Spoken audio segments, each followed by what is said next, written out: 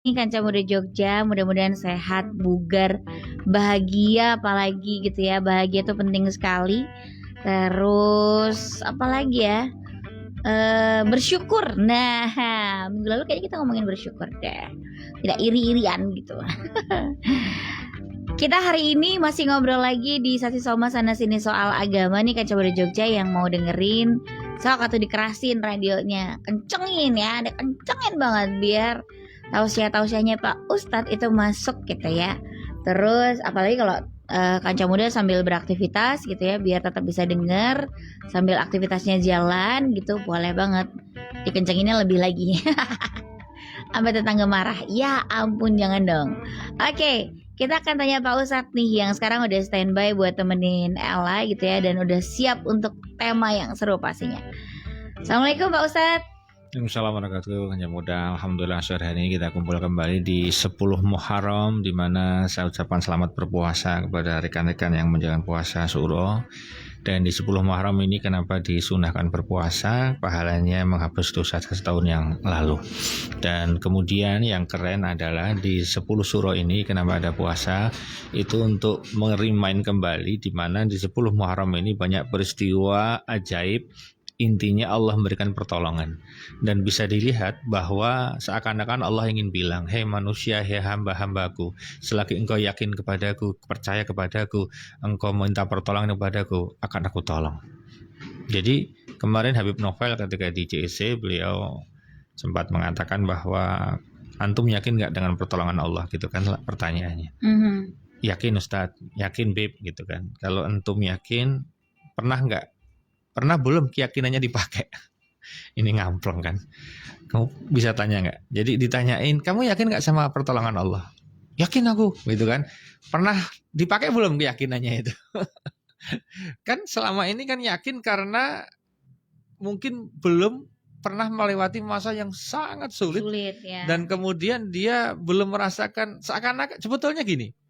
Makanya kan ketika ada seorang yang punya masalah, problematika, Allah kan sebetulnya bilang, hei hambaku, mengapa engkau bersedih? Dari kamu lahir loh sampai kamu sekarang ini kan penuh masalah. Dan aku tangani semua masalahnya. Lantas kemarin kamu nganggap aku nggak turun tangan itu. Gitu kan. Kamu nganggap kamu nikah bisa lancar, itu bukan aku. Kamu nganggap kemarin kamu ada persoalan kemudian menjadi bisa selesai, itu bukan aku. Itu aku semua hambaku. Kenapa kau kasih masalah yang agak gede sekarang kamu nggak yakin sama pertolonganku, kan gitu bahasanya. Nah, jadi kan yang muda, ketika 10 Muharram itu bisa dibayangin nggak? Ketika Nabi Musa alaihissalam dikejar sama Fir'aun laknatullah alaih. Pasukan Fir'aun sangat banyak sekali. Sudah di tepi Laut Merah. Maju mati, mundur mati. Tidak ada pilihan lain. No. Bisa bayangin nggak? Nabi-nabi itu ternyata dipres dalam posisi maju mati, mundur mati. Kita ambil satu, Nabi Musa dulu. Nabi Musa kan yang muda. Beliau ketika itu dikejar sama tentara Fir'aun yang jumlahnya puluhan ribu. Sementara pasukannya dia cuma ratusan. Ini puluhan ribu. Sudah secara matematika mau pakai senjata kayak apapun selesai. Selesai. Oke? Yeah. Kemudian kalau dia terbirit-birit melarikan diri, nggak ada tempat lain. Karena udah dikepung, udah hampir sampai, kemudian di depannya itu laut. Jadi ke kanan nggak bisa karena sudah ke laut semua. Jadi intinya dia ke pojok di sebuah laut, mati, maju mati, mundur mati. Ke atas kan nggak mungkin, nggak bisa terbang gitu kan. Nggak ada pilihan lain. Ngerong ya nggak bisa karena bukan orang-orang gitu kan. Terbayang nggak saat itu posisi hati hancurnya kayak apa? Terbayang nggak posisi pikiran hancurnya kayak apa? Udah semuanya. Itu sangat luar biasa kan. Artinya sangat kemudian menjadi apa ya? Boleh dikatakan menjadi apa? Saya bilang menjadi sesuatu yang apa? Stres tingkat dewa kan gitu kalau istilah orang itu. Bahasa kasarnya sudah nggak ada jalan keluar. Sudah hopeless. Sudah ini cuma pasrah. Nah, di saat 10 Muharram itulah Nabi Musa alaihissalam Allah tolong. Kemudian tiba-tiba Allah katakan kepada Nabi Musa, "Hei Musa, pukulkan tongkatmu ke laut." Dan Nabi Musa nggak pakai logika, sami'na wa ata'na. Nah, kita sekarang yang kita pentingkan nanti adalah sami'na wa ata'nanya sama Allah, itu aja gitu loh. Kita ikutin Nabi, sami'na wa ata'na kayak apa gitu kan. Akhirnya selamat sih Nabi Musa alaihissalam. Jadi bayangin Nabi Ibrahim. Ketika itu sama di 10 Muharram. Ketika Nabi Ibrahim posisi sudah di atas api. Yang api itu sudah mau menjilat bagian bawah kan udah dibakar kan. Bisa dibayangin nggak saat itu? Kayak apa sedihnya? Kayak apa susahnya? Wah sudah kamu nggak usah tanya. Ada kala gitu kan udah nggak luar biasa itu. Udah nggak luar biasa, sudah di atas luar biasa, gitu kan? Sudah istimewa sekali. Susahnya waktu itu. Nah, dia yakin sama pertolongan Allah, maka kemudian Allah tolong itu. Nabi Ibrahim akhirnya udah lolos, selamat. Nabi Yunus alaihissalam sama posisinya. Nabi Yunus alaihissalam ketika itu dimakan sama ikan dan kemudian ikan pausnya itu ke bawah di dasaran. Nah ketika itu bisa dibayangin di dalam perut ikan forever mati karena nggak ada suplai makanan dan minuman. Kalau memaksakan keluar posisi ikan masih di bawah dasar laut, ya pasti mati karena nggak ada alat bantu oksigen penyelaman. Dan misalnya bisa menyelam di saat posisi ikan pausnya di seperti itu alat selamnya juga bisa nggak berfungsi karena tekanan udara yang sangat luar biasa, gitu loh. Nah maka oleh karena itu, kalau dia dari sisi ini kaca muda, posisinya adalah posisinya adalah dia bahwa posisinya tidak semua orang bisa sanggup mengatasi seperti itu kan. Makanya dipilih para nabi. Nah ketika itu kemudian beliau pasrah sama Allah, mengakui dosa-dosanya, dan kemudian ikan ini kemudian ditaruh di atas. Sama Allah diperintahkan ke atas untuk kemudian menepi dan kemudian mangap gitu kan, dan kemudian dia keluar. Nah ada kalanya kaca muda, setiap kita akan kena masalah masing-masing. Yang itu kadang-kadang jalan keluarnya agak susah, bahkan nggak kepikiran. Kalau jalan keluarnya kepikiran bukan masalah, hanya nunggu waktu penyelesaian, ya kan? Tapi kalau sudah buntu, deadlock, nggak tahu minta tolong sama siapa gitu. Nah di saat itulah kemudian sebetulnya Allah kirimkan. Nah kita harus selalu positif thinking sama Allah. Kita selalu husnuzon sama Allah. Allah sedang ngirimin masalah yang menggelapkan dirimu, kehidupanmu itu tidak lain tidak bukan adalah untuk apa? Untuk back to Allah. Fafiru ilallah. Jadi bahasanya itu adalah dalam Al-Quran itu kan fafiru ilallah. Segera kamu, kalau engkau takut maka merapatlah sama Allah, berlarilah menuju Allah. Dan Allah ditemui kapan saja, di mana saja, jam berapa saja bisa. Itulah. Kalau kamu ketemu temanmu yang ampuh, yang katanya sakti, temanmu yang katanya punya pengaruh, itu kan ditemui susah, ada ajudannya, pakai protokol, kadang-kadang nggak menemuin, jamnya susah. Kalau Allah enggak. Dimanapun kamu berada, ya, kapanpun, jam berapa aja, tinggal kamu bilang ya Rob, angkat tangannya, ya Rob. Maka kalimat ya Rob ini mujarab ya Rob gitu kan. Jadi Allah kalau dipanggil itu, iya hambaku, aku Tuhanmu, engkau hambaku. Itu kan beberapa kata-kata di TikTok, di Reels kan gitu. Ketika kita menganggap ya Rob gitu kan, wahai Tuhanku, iya aku Tuhanmu, ada apa hambaku, gitu kan. Jadi jangan dikira orang yang tidak punya masalah itu berarti hidupnya diberkahi. Enggak tentu.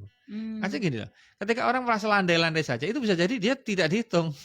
Jadi kan nggak dites. Makanya saya ngobrol kemarin ketika ulang tahun Jeronimo itu, saya bilang bahwa ahasiban nasu ayaturaku ayakulu wahum la yuftanun. Apakah kalian mengira setelah mengucapkan iman bakal nggak kami uji? Enggak, pasti kami uji. Pasti. Ya, jadi akan diuji. Ya, maka ujiannya itu ada berupa dengan kekurangan, ketakutan dan sebagainya. Ya itu ujian dalam kehidupan. Dan contoh yang paling sederhana begini. Ini contohnya. Kalau ujian itu hadir, itu berarti kita butuh keajaiban sebagaimana 10 Muharram ini, gitu loh maksud saya. Nah, di segmen 1 ini saya bicara betapa ada spesial puasa di 10 Muharram ini untuk ngingetin kita bahwa banyak nabi-nabi, orang soleh-soleh itu ditolong sama Allah dengan keajaiban yang Allah punya, dengan kekuasaan Allah yang Allah punya, dan hanya Allah yang punya. Ingat, yang hanya Allah yang punya. Jadi Masya Allah luar biasa sekali Kanca Muda. Artinya apa?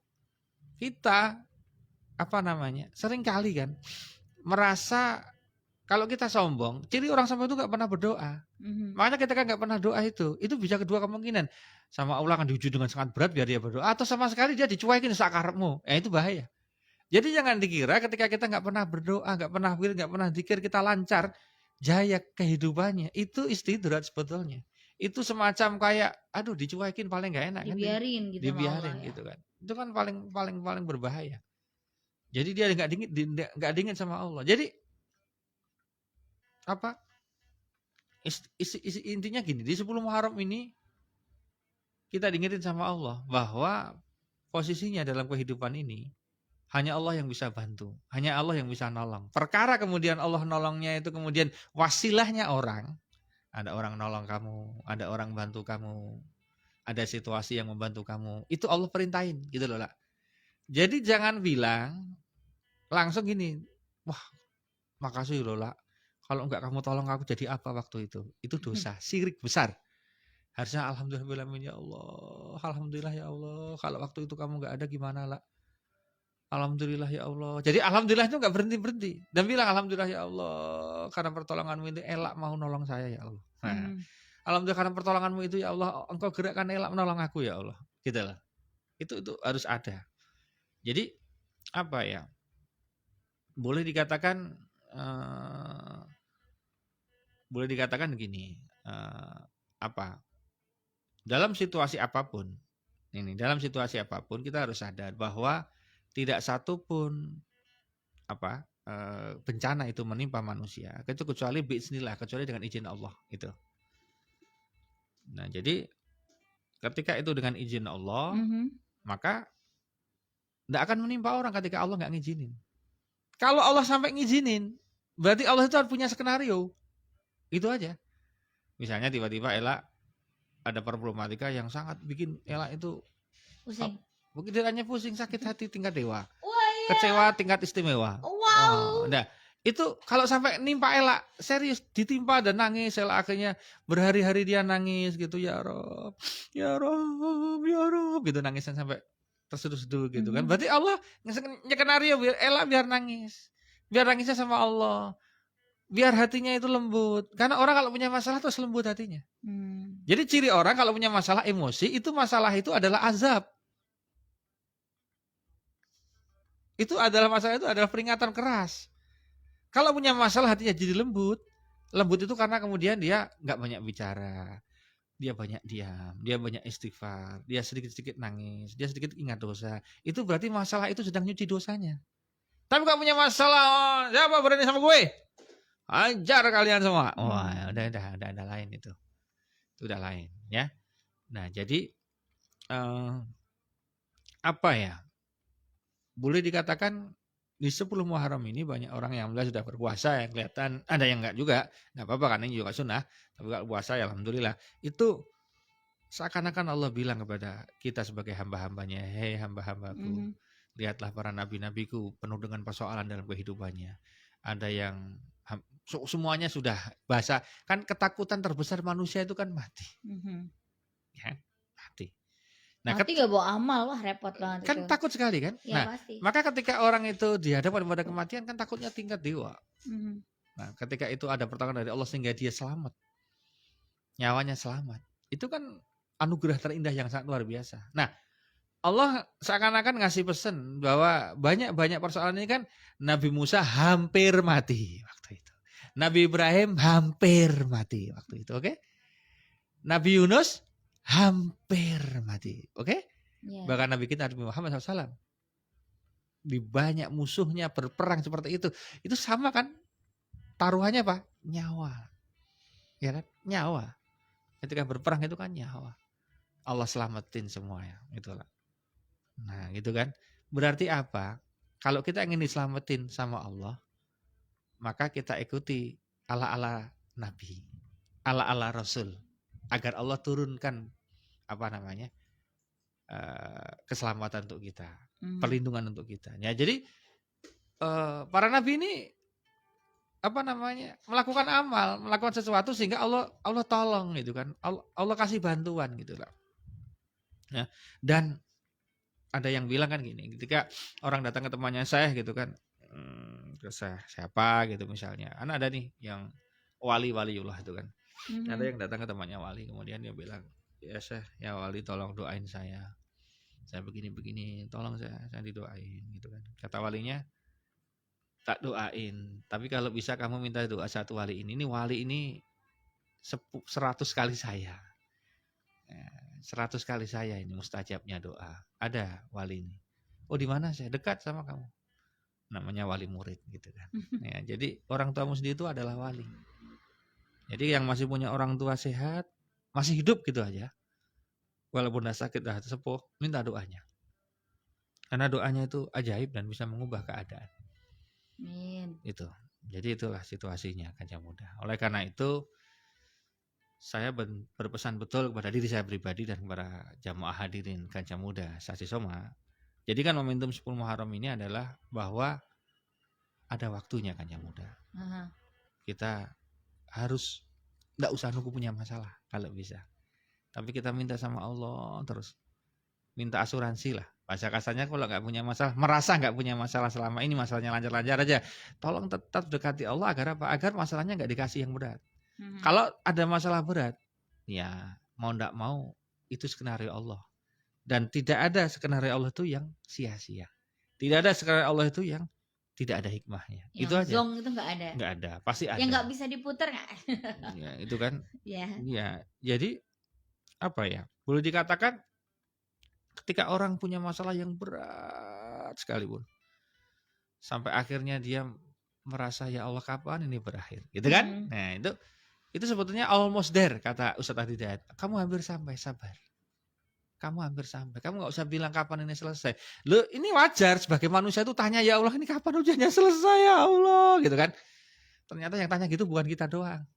Banyak. Para sahabat Rasul tuh pernah tanya gitu. Oh ya, Pak Ustadz. Iya, jadi ketika diblokir, dibombardir, diblokade, situasinya betul-betul waduh, serba kekurangan dan kepepet gitu kan, bahasa kasarnya lah, ya Allah aku kan taat toh ya Allah, aku kan nggak maksiat. Ini kapan pertolonganmu datang gitu. Sampai mereka aja sempat tanya, ya Allah kapan ini pertolongan akan datang. Sampai digituin. Sampai bukan gitu, sampai dia gitu loh. Ya, itu bukan berarti nggak percaya sama Allah gitu kan. Tapi ini kan sebagai wujud bahwa itu manusiawi kan. Dan setelah itu Allah tolong. Nah, jadi ketika kita berdoa, minta sama Allah, udah tangannya udah dia. Karena gini lah, kalian tahu nggak ketika itu kan Nabi Musa itu kan dalam hatinya kan adalah orang spesial. Nabi Musa itu yang diberi kelebihan sama Allah bisa komunikasi langsung sama Allah. Kamu bisa bayangin nggak? Betapa orang kalau ketemu Jokowi mau komunikasi sama Jokowi kan susah kan? Ya. Orang-orang yang sama Jokowi komunikasinya lancar itu kan mesti di luar kan wah kalau sama Jokowi saya udah biasa ketemu langsung bludes-bludes. Oh mau gini-gini pemerintah tak kasih tahu nanti langsung. Langsung saya udah kalau ngomong sama Jokowi saya nggak ada jarak kan itu. Nah kita udah bestie deh. Udah bestie. Nah Nabi Musa itu nabi spesial nabi yang apa namanya diberikan kelebihan bisa ngomong langsung sama Allah, komunikasi gitu ya. Dan Allah tahu dalam hatinya itu ada kegeeran, ada sedikit sombongnya, ada sedikit gayane. Wah, aku ki semuanya sama Allah. Musa, aku tahu di hatimu kamu merasa wah gitu kan, kamu bisa komunikasi sama aku. Oh kan gitu. Iya ya Allah. Tapi tahu nggak kamu Musa? Ya. Kamu dengan aku itu komunikasi, tapi jarakmu sama aku itu dikatakan di situ adalah 1000 jarak langit dan bumi. Dikalikan 1000. Jadi jarak langit dan bumi itu kan sangat jauh sekali. Ya. Itu kalikan 1000. Jadi kita komunikasi itu tapi jarakmu sama aku itu jauh banget. Hah? Gitu ya Allah. Iya. Kamu bisa komunikasi tapi jarakmu sama aku itu 10 kali jarak bumi dan langit. Bumi dengan kamu sangat jauh sekali kan. Itu 10.000 kali jarak itu. Berarti kan jauh sekali. Ya, kenapa bisa begitu Pak Ustaz? Ya itu karena dihijab. Jadi kamu sama aku kata Allah bisa komunikasi, tapi kamu ada hijab dan tiap hijab itu adalah 1000 hijab ada padamu dan diriku, dan setiap hijab itu panjangnya antara bumi dan langit. Sangat Gede jauh. amat ya. Terus Sangat jauh. Nah, kemudian Allah bilang, kamu jangan GR dulu. Ada orang yang kalau dia ngomong sama aku, jaraknya itu nggak ada hijab. Bahkan lebih dekat dari urat nadinya mereka sendiri. Siapa mereka ya Allah? Ya, kita itulah umat Nabi Muhammad nanti. Ketika dia berdoa, ya, berdoa, maka aku akan kabulkan karena aku lebih dekat daripada urat nadinya sendiri, urat lehernya sendiri. Itu ada di dalam Al-Quran itu. Jadi kita, kata Allah di percakapan dengan Musa itu, mereka kalau doa ngangkat tangan, aku langsung betul-betul hadir gitu kan. Nah, jadi Kanca Muda, kalau kita sudah doa sama Allah, jangan pernah tidak yakin doa itu enggak makbul. Doa itu pasti makbul Kanca Muda, cuma nunggu waktu doang. Ya. Jadi gini, kalau doa itu kamu anggap tidak makbul, berarti secara tauhid engkau menuduh Allah tidak mampu. Tidak mampu. Engkau menuduh Allah lupa. Engkau menuduh Allah tidak maha tahu. Jadi jangan nuduh Allah. Jadi antum nuduh Allah kalau bilang doanya enggak kabul gitu kan? Enggak. Doa itu pasti kabul. Udah yakin aja sama Allah. Perkara nanti Allah kabulkannya kapan? Perkara Allah nanti gantinya model apa?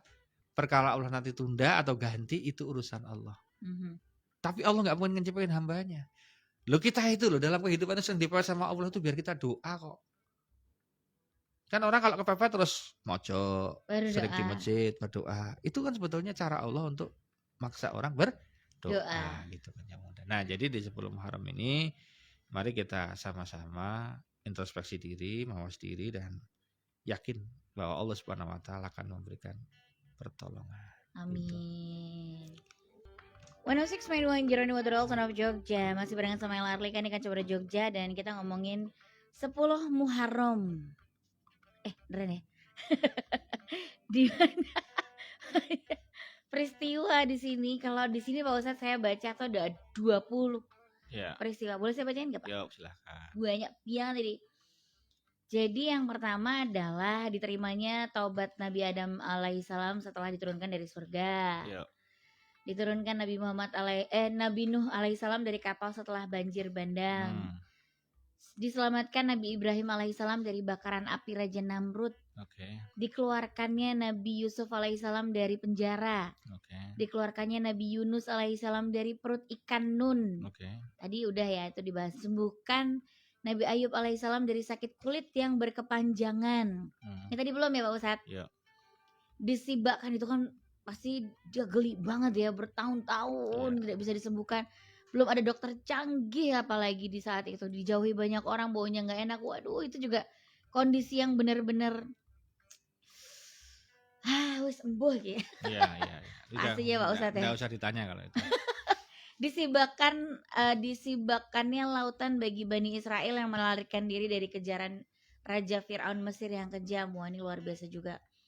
Kemudian diciptakannya Nabi Adam alaihissalam di surga, diterimanya taubat Nabi Yunus alaihissalam, dilahirkannya Nabi Ibrahim alaihissalam. Oh ternyata lahirnya juga di tanggal ini ya. Dikeluarkannya Nabi Yusuf alaihissalam dari sumur setelah diceburkan saudara-saudaranya.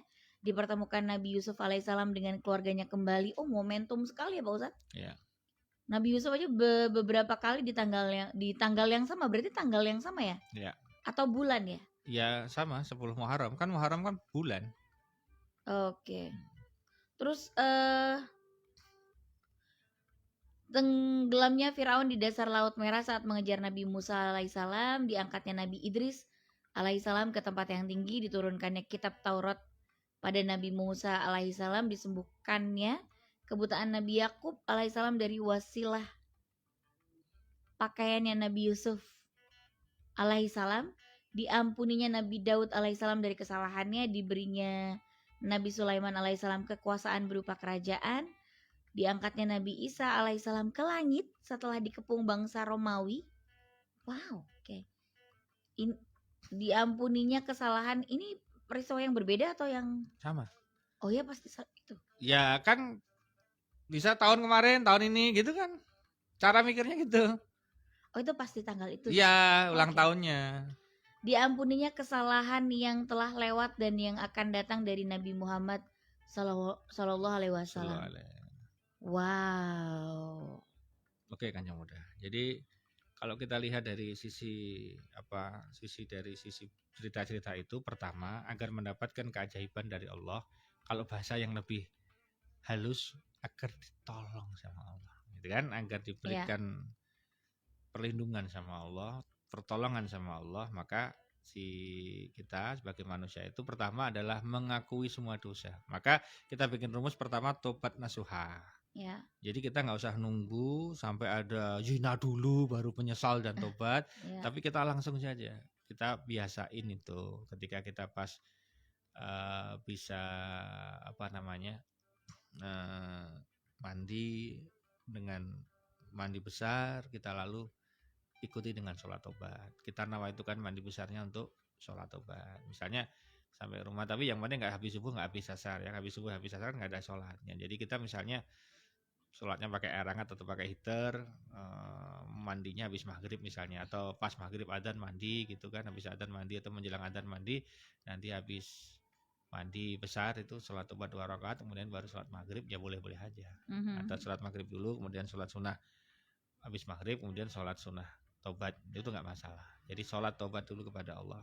Nah setelah sholat tobat, memperbanyak istighfarnya dibanyakin. Nah kemudian kata kunci mendapat pertolongan dari Allah adalah kita menghentikan maksiat, tobat, menghentikan maksiat, taat. Jadi ada 3 ya, tobat, hentikan maksiat, taat. Jadi ada 3 saja.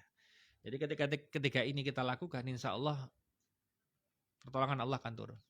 Nomor 1 tobat. Kalau tobat itu artinya menyesal dengan sangat.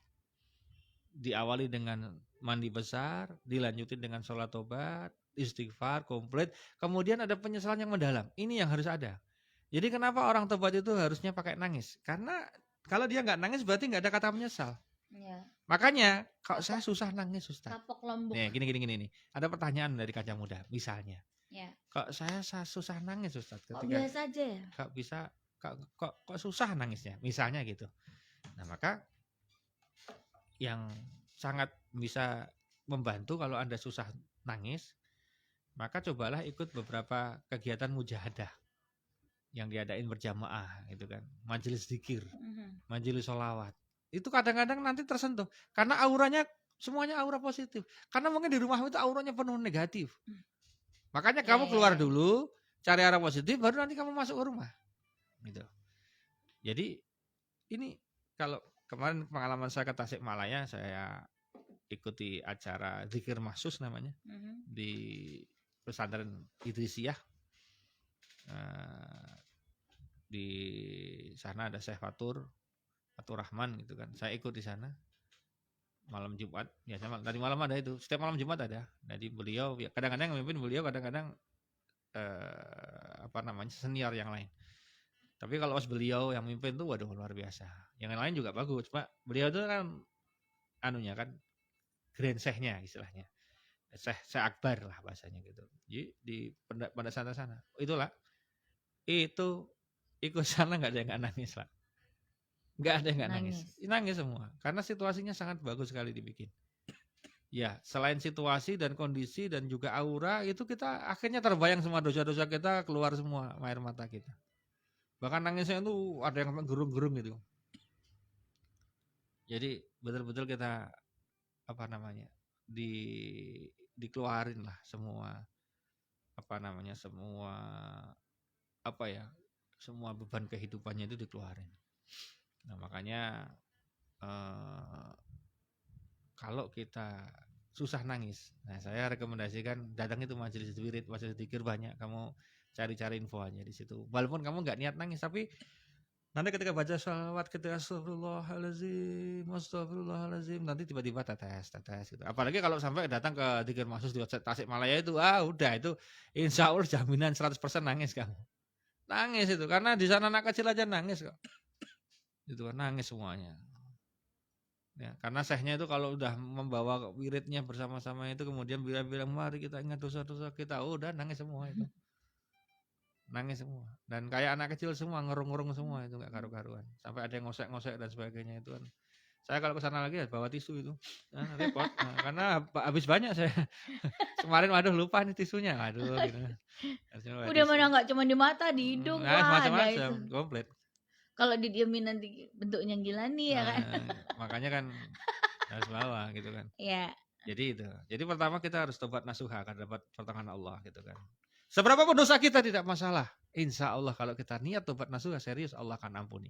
Amin. Nah kalau udah tobat, yang kedua apa? Maksiat dihentikan. Karena orang tobat doang tapi maksiatnya tetap dihentikan itu. Maksiat itu aneka ragam. Dari yang halus sampai yang kasar, dari yang kecil sampai yang besar. Kita hentikan itu. Segala jenis maksiat kita coba hentikan. Dan maksiat itu sebetulnya terkonfirmasi sedikit kok dibanding ketaatan. Mata berarti maksiat yang enggak baik-baik, telinga dengan yang enggak baik-baik, pikiran berarti negatif thinking, suudzon, hasad dan sebagainya, hati hasad, iri dan sebagainya. Kemudian kalau tangan berarti kan yang enggak benar, yang nyuri atau sebagainya atau pegang yang enggak benar, kalau kaki diarahkan ke hal negatif. Itu aja. Makanan kan jelas, makanan yang halal, yang haram itu kan banyak yang halal daripada yang haram. Makanan kan cuma itu aja kan, ya makanannya kan cuma yang haram-haram kan jelas itu clear enggak banyak.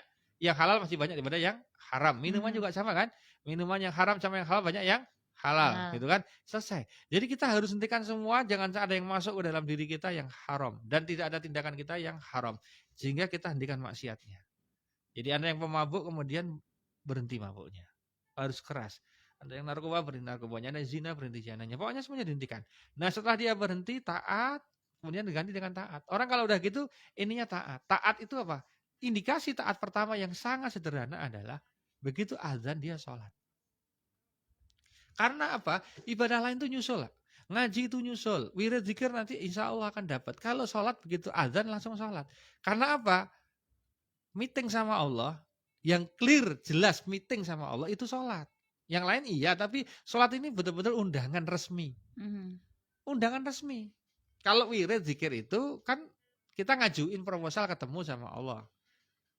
Ya, tapi kalau sholat ini yang undang Allah. Hayya 'alas sholat, ayo sholat gitu kan. Hayya 'alal falah gitu kan. Hayya, ayo, come on. Jadi Allah yang undang. Jadi Allah ngundang kita, manggil kita. Makanya ketika pertemuan itu kita dipanggil sama orang daripada kita yang minta ketemu sama dipanggil kan enak kita dipanggil kan harusnya. Kalau kita dipanggil kan kita dibutuhin. Kita yang dibutuhin. Kan gitu kan. Ya. Kalau kita memanggil kita yang butuh. Nah, ini bukan berarti Allah butuh kita, bukan. Maksudnya ketika Allah memanggil itu kans kita untuk curhat itu tinggi. Makanya kalau Allah perintahkan kita sholat, sesungguhnya Allah itu sudah ingin kita mencurhatkan masalah kita apa.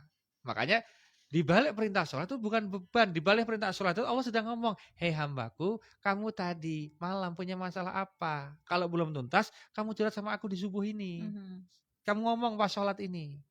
Begitu nanti sholat duhur, kamu tadi pagi ada masalah apa? Kalau belum beres, kamu ngomong sama aku, kata Allah lewat sholat. Makanya ketika sholat, Rasulullah sendiri mengatakan, maka bertasbihlah ketika kamu ruku dan berdoalah ketika kamu sujud.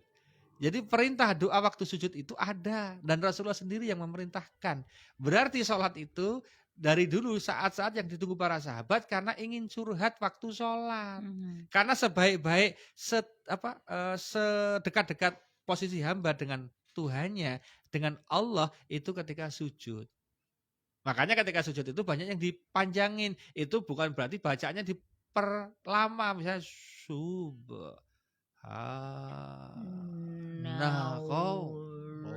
enggak. Itu namanya slow motion. Iya betul. Jadi bukan gitu. Yang dimaksud ketika sujudnya lama itu bukan bacanya diperlama, tapi bacanya standar biasa, tetapi yang lama adalah permintaannya sama Allah. Ya Allah. Ya Allah. Gitu kan. Nah, tapi nggak boleh diomongin, hanya dalam hati. Nanti jadi tambahan ibadah ya. Ya. Jadi enggak boleh kalau ngomong, tapi dalam hati boleh. Jadi sebutkan ya. Makanya ada doa-doa yang direkomendasikan ketika di dalam sujud terakhir tapi di luar bacaan resmi dalam hati, misalnya Allahumma firli dzambi kullah, ya Allah ampunilah seluruh dosa, zikahu wajillah, yang kecil maupun yang besar, wa awalahu wa akhirah, yang dulu maupun yang sekarang, wala niatahu wa sirah, baik yang aku sengaja maupun yang tidak aku Disengaja. sengaja. Itu dimintain, itu ada doanya dalam hadis, dibaca ketika sujud terakhir, tambahan tapi dalam hati. Nah, yang lain silakan. Ya Hayyu ya Qayyum bi rahmatika astaghits aslih li sa'ni kullah wa la takilna nafsi tarfata'ain. Ya Allah yang maha berdiri, yang maha ya Hayyu, yang maha hidup, maha Qayyum, maha berdiri. Ya Hayyu bi rahmatika, dengan rahmatmu, astaghits, aku mohon pertolongan. Ya gitu kan.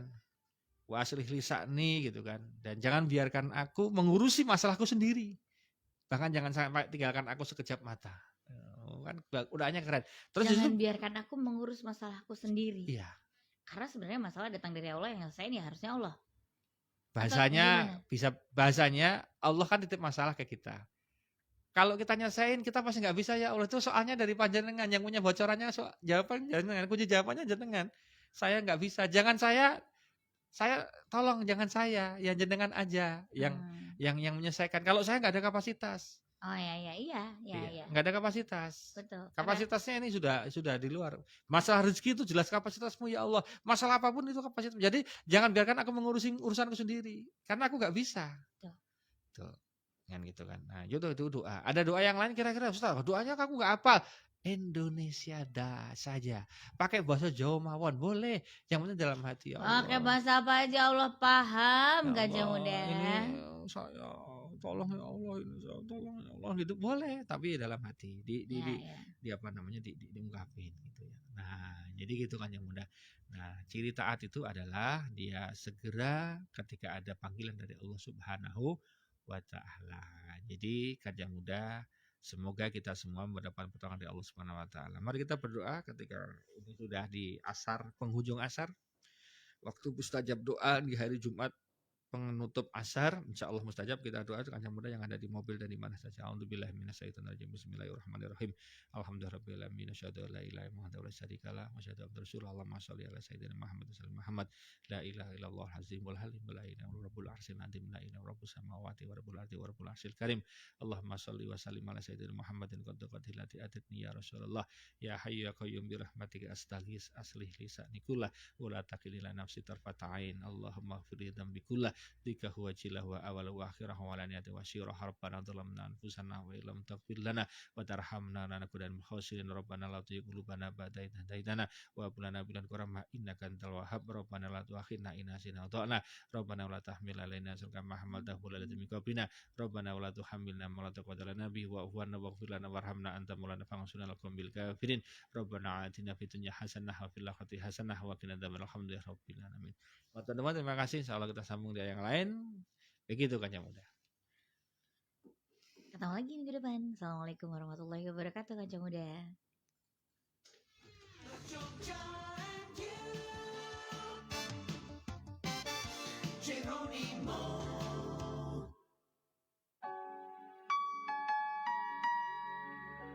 Bila ku ingat Bayu, cowok pertama kali waktu SMA. Dan kau bisikan nada cinta. Rangga.